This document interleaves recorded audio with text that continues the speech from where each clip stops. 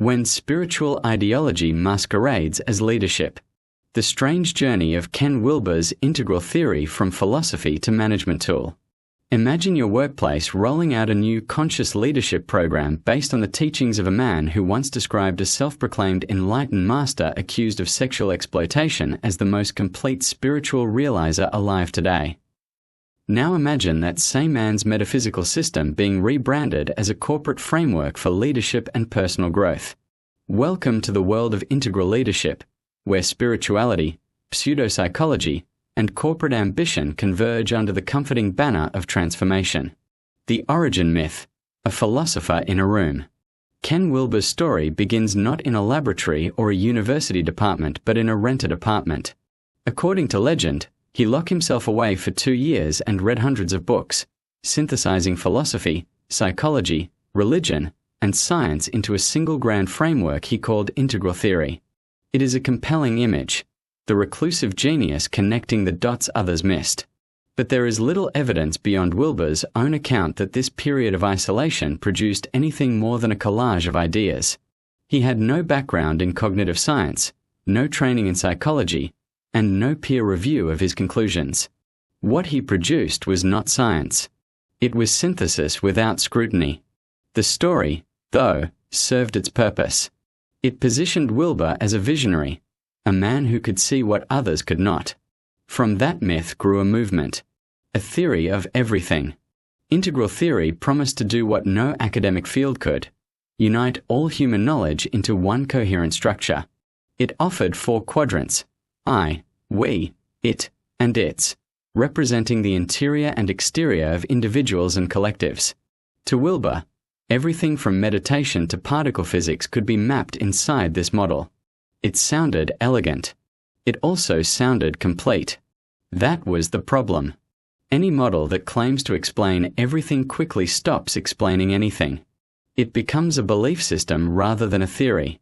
Because integral theory cannot be tested or disproven, its validity depends entirely on the charisma of the person explaining it. Wilber's writing style only deepened that impression. Dense, self-referential, and filled with spiritual jargon, it asked readers to believe in his integration of wisdom traditions, developmental psychology, and evolutionary consciousness.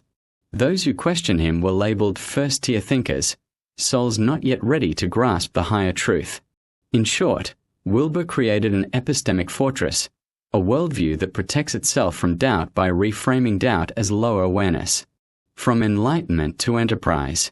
Over time, Wilber's followers began re-engineering his ideas for broader use.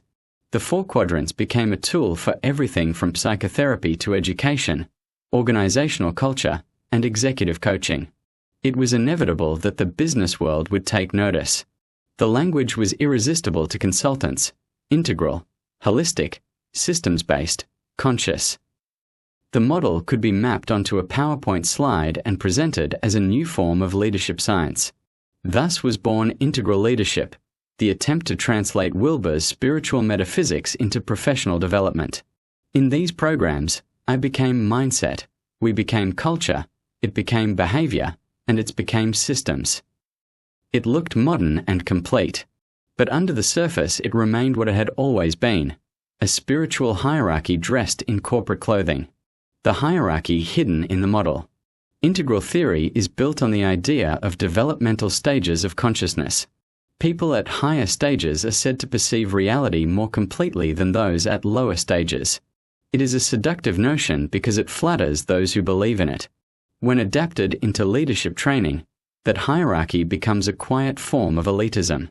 Managers are told they can evolve their consciousness and move beyond traditional leadership. Those who resist are described as operating from low awareness or not yet integrated. The result is an organizational caste system disguised as self-development. It gives the appearance of progress while actually reinforcing conformity. Dissent becomes shadow work. Ethical challenges become growth opportunities. Accountability gives way to abstraction. What starts as a map for understanding becomes a lens that distorts everything. The moral escape hatch. One of the most troubling legacies of Wilber's philosophy is its relationship with morality.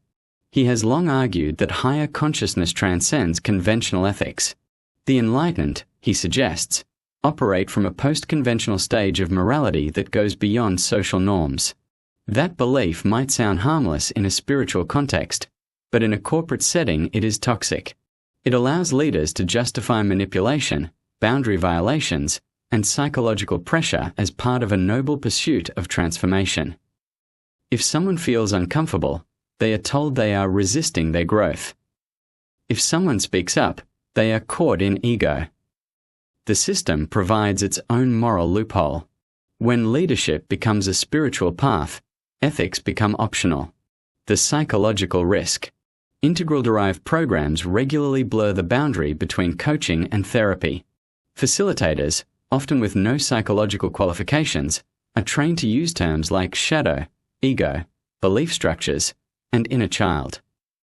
They invite participants to explore personal trauma in workshops designed for professional development. This is not evidence-based coaching. It is unregulated psychological intervention, sold as corporate training. There is little understanding of consent, no safeguarding policy, and no recognition that deep emotional work should only be done by trained professionals. What begins as whole-person leadership ends with psychological exposure in the workplace. When belief became a business strategy. When Alex Murphy went searching for a learning and development program, it was not metrics or management frameworks he was looking for. He was looking for meaning. The standard corporate packages felt hollow, transactional, behavioral, uninspired. He wanted something deeper, something that spoke to the human side of leadership. That search led him to Integral Leadership, a program built from Ken Wilber's integral theory, a system claiming to unify psychology, spirituality, and organizational design into one elegant framework. The fit was not accidental. Murphy had already been exposed to this ideology through earlier collaborations with the same company. The language of consciousness, mindset, and transformation matched what he already believed. On paper, it looked like innovation. In practice, it was belief alignment. Instead of asking, "Does this work?" the question became, "Does this resonate with what I already think is true?" That is how ideology slips through the front door, not by deception, but by familiarity. The four-quadrant model offered a comforting illusion of wholeness. I, mindset; we, culture; it, behavior; its, systems. It looked modern and intellectual, a clean alternative to the transactional programs he found shallow. What was not visible was the metaphysical scaffolding beneath it: spiritual hierarchy, moral relativism, and untested psychology repackaged as leadership science. Once installed, the consequences were predictable. The program reframed dissent as lower-level thinking. Accountability became shadow work. And loyalty to the model became a measure of self-awareness. Murphy had sought something deeper than management theory. What he imported instead was an ideological operating system, one that taught managers to speak the language of transformation while quietly dividing them into the evolved and the unenlightened. This is how spiritual philosophy becomes workplace policy, through the personal preferences of a well-intentioned executive convinced that a theory of everything can also be a theory of leadership. The contagion effect. Once an ideology like this enters a workplace, it does not stay confined to training rooms. It spreads through language and culture. Words such as alignment, integration, and mindset start appearing in team meetings, HR documents, and performance reviews. Managers who adopt the vocabulary are seen as progressive. Those who do not are quietly labeled as resistant. What began as a program becomes a worldview. The company's internal logic shifts from questioning to self-referencing. Every challenge can now be reinterpreted through the model. Productivity drops. The system is evolving. Employee burnout. They are working through resistance. Ethical concern. Shadow projection. The ideology neutralizes criticism by redefining it as part of the process. The invisible conversion. Integral leadership does not ask employees to believe in spirituality. It simply teaches it, wrapped in secular language. Over time, Participants begin to internalize concepts that have nothing to do with business or psychology and everything to do with metaphysics, levels of consciousness, transcending ego, integrating opposites, awakening awareness. It is not education. It is indoctrination by osmosis. When questioned, facilitators say, "It is not religion, it is personal growth." But that is the problem. By divorcing ideology from its spiritual roots, they remove the context that might have revealed it for what it is. The result is a metaphysical belief system installed in the middle of professional life, where no one expects to encounter one. The corporate afterlife of a spiritual guru. Ken Wilber's rise was fueled by his associations with controversial teachers.